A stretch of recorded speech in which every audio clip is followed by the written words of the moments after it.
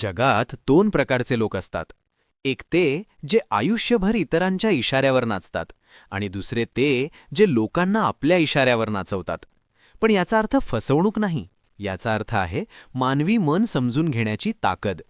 तुम्ही कधी विचार केलाय का की का काही लोक काहीही बोलले तरी लोक त्यांना फॉलो करतात? का काही लोकांचं नो सुद्धा येसमध्ये बदलतं? हे सगळं नशीब नाही, हे आहे सायकोलॉजीचा गेम. आज मी तुम्हाला अशा 5 सिक्रेट सायकोलॉजिकल ट्रिक्स सांगणार आहे, ज्या वापरून तुम्ही कोणालाही तुमच्याशी सहमत करू शकता, तेही त्यांना कळू न देता. 1. Confirmation bias. लोकांना सत्य ऐकायचं नसतं, त्यांना आपलं मत बरोबर आहे हे ऐकायचं असतं.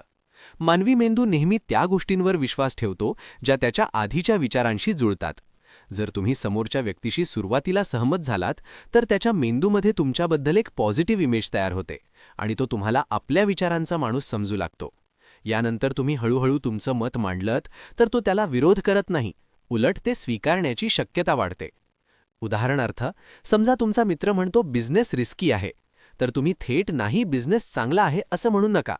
आधी म्हणा हो खरं आहे, सुरुवातीला रिस्क असतो, पण स्मार्ट प्लॅनिंग केली तर तोच रिस्क प्रॉफिटमध्ये बदलतो.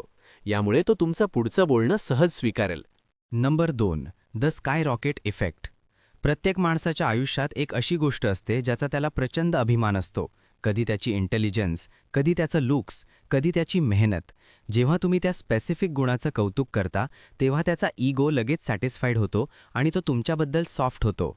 अशा मानसिक स्थितीत तो तुमचं म्हणणं नाकारण्याची शक्यता खूप कमी होते. पण इथे एक महत्त्वाची गोष्ट म्हणजे कौतुक फेक नसावं, ते जेन्युइन वाटलं पाहिजे, नाहीतर उलट परिणाम होतो. दाखलार्थ, ऑफिसमध्ये तुम्हाला तुमच्या सिनियरकडून काही काम अप्रूव्ह करून घ्यायचं आहे. सरळ रिक्वेस्ट करण्याऐवजी म्हणा, सर तुमचं डिसिजन मेकिंग खूप स्ट्रॉंग आहे, म्हणूनच मला तुमचं ओपिनियन हवं आहे. आता तो व्यक्ती इंटरनली खुश होतो आणि तुमचं काम अप्रूव्ह करण्याची शक्यता वाढते. नंबर 3. Rapid choice paradox. लोकांना वाटतं की त्यांना डिसिजन घेण्याचं पूर्ण स्वातंत्र्य आहे, पण प्रत्यक्षात मेंदू कमी पर्यायांमध्येच जलद निर्णय घेतो. जर खूप पर्याय दिले तर माणूस कन्फ्यूज होतो आणि डिसिजन पोस्टपोन करतो. पण जर तुम्ही त्याला फक्त 2 किंवा 3च ऑप्शन्स दिले तर त्याला वाटतं की तो कंट्रोलमध्ये आहे, पण खरे तर तुम्हीच त्याला डायरेक्शन देत असता. हे टेक्निक सेल्स, मार्केटिंग आणि डेली लाईफमध्ये खूप पॉवरफुल आहे. दाखलार्थ, समजा तुम्हाला एखाद्या मित्राला तुमच्यासोबत बाहेर जायला कन्व्हिन्स करायचं आहे. चल बाहेर जाऊया असं विचारण्याऐवजी विचार, आज कॅफेला जाऊया की मूव्ही बघायला जाऊया. आता तो नाही म्हणण्याऐवजी 2 पैकी 1 निवडेल आणि तुम्ही तुमचा हेतू साध्य कराल. नंबर 4. The silent pressure. शांतता ही एक सायकोलॉजिकल वेपन आहे, जी फार कमी लोक वापरतात, पण तिचा परिणाम खूप मोठा असतो. जेव्हा तुम्ही एखादा प्रश्न विचारून शांत राहता आणि समोरच्याच्या डोळ्यात पाहता, तेव्हा त्या व्यक्तीला एक प्रकारचा प्रेशर जाणवतो. मेंदूला सायलेन्स अनकम्फर्टेबल वाटते, त्यामुळे तो ते सायलेन्स तोडण्यासाठी बोलायला सुरुवात करतो आणि अनेकदा गरजेपेक्षा जास्त माहिती देतो. यामुळे तुम्हाला त्याच्या विचारांचा, भावनांचा आणि इंटेन्शन्सचा अंदाज येतो. एक्झाम्पल, एखाद्या डिस्कशनमध्ये तुम्ही विचारता, तुला खरंच काय वाटतं याबद्दल, आणि मग काहीच बोलत नाही, फक्त शांत राहता. काही सेकंदातच समोरचा व्यक्ती डिटेलमध्ये बोलायला लागतो, कधीकधी त्याची खरी भावनासुद्धा सांगतो. नंबर 5. Authority posturing. लोक तुमच्या शब्दांपेक्षा तुमच्या व्यक्तिमत्वावर जास्त विश्वास ठेवतात.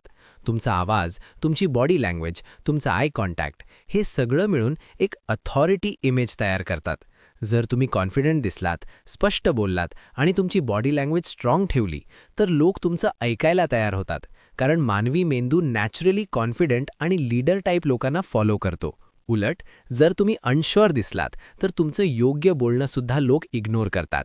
एक्झाम्पल, 2 लोक एकच आयडिया सांगतात. एक जण घाबरत अडखळत बोलतो आणि दुसरा सरळ उभा राहून आय कॉन्टॅक्ट ठेवून कॉन्फिडेंटली बोलतो. लोक कोणावर विश्वास ठेवतील? ऑब्व्हियसली दुसऱ्यावर, कारण कॉन्फिडन्स हा स्वतःच एक पॉवरफुल सिग्नल आहे.